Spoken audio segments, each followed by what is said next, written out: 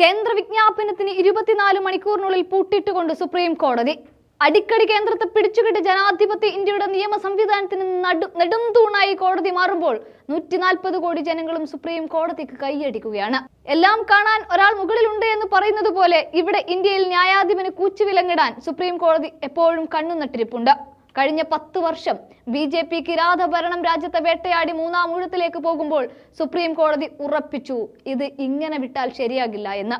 അതുകൊണ്ടാണ് ഇപ്പോൾ ഓരോ ദിവസവും കേന്ദ്രത്തിന്റെ നീക്കത്തെ നിരീക്ഷിച്ചുകൊണ്ട് സുപ്രീം കോടതി മുന്നോട്ട് പോകുമ്പോഴിതാ കഴിഞ്ഞ 24 മണിക്കൂറിനുള്ളിൽ കേന്ദ്രം പുറത്തിറക്കിയ വിജ്ഞാപനം നടപ്പിലാക്കേണ്ട എന്ന് ഉറപ്പിച്ചു പറഞ്ഞു കേന്ദ്രത്തിന് അടുത്ത അടി നൽകുകയാണ് സുപ്രീം കോടതി. കേന്ദ്ര സർക്കാരുമായി ബന്ധപ്പെട്ട വാർത്തകൾ കൊടുക്കുമ്പോൾ വസ്തുത പരിശോധന എന്ന പേരിൽ പ്രസ് ഇൻഫർമേഷൻ ബ്യൂറോയിൽ അഥവാ PIBയെ ചുമതലപ്പെടുത്തിയിരുന്നു.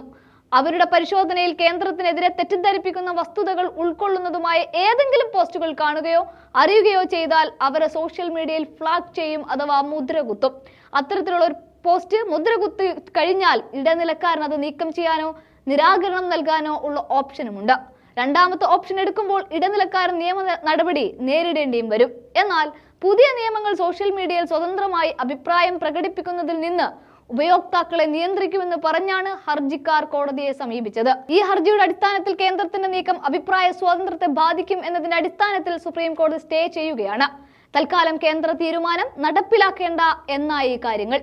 തെരഞ്ഞെടുപ്പ് മുന്നിൽ വന്നു നിൽക്കുമ്പോൾ കേന്ദ്രത്തിൻ്റെതായ വാർത്തകൾ മാത്രം പ്രചരിപ്പിക്കുക, കേന്ദ്രത്തിനെതിരെയുള്ള വാർത്തകളെ മുളയിലെ നുള്ളിക്കളയുക എന്ന പരിപാടി തൽക്കാലം നടക്കില്ല എന്ന് കോടതി തീർത്തു പറഞ്ഞതോടെ കാര്യങ്ങൾക്കൊരു തീരുമാനമായി.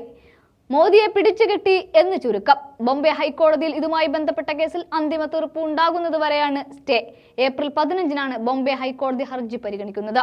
Chief justice DY Chandrachud, justice JB Pardiwala, justice Manoj Mishra എന്നിവരടങ്ങിയ ബെഞ്ചാണ് വിഷയം പരിശോധിച്ചത്. കേന്ദ്രത്തിന്റെ നടപടി അഭിപ്രായ സ്വാതന്ത്ര്യവുമായി ബന്ധപ്പെട്ടിരിക്കുന്നതാണ് എന്ന് കണ്ടെത്തിയതിന്റെ അടിസ്ഥാനത്തിലാണ് കോടതിയുടെ ഈ നീക്കം.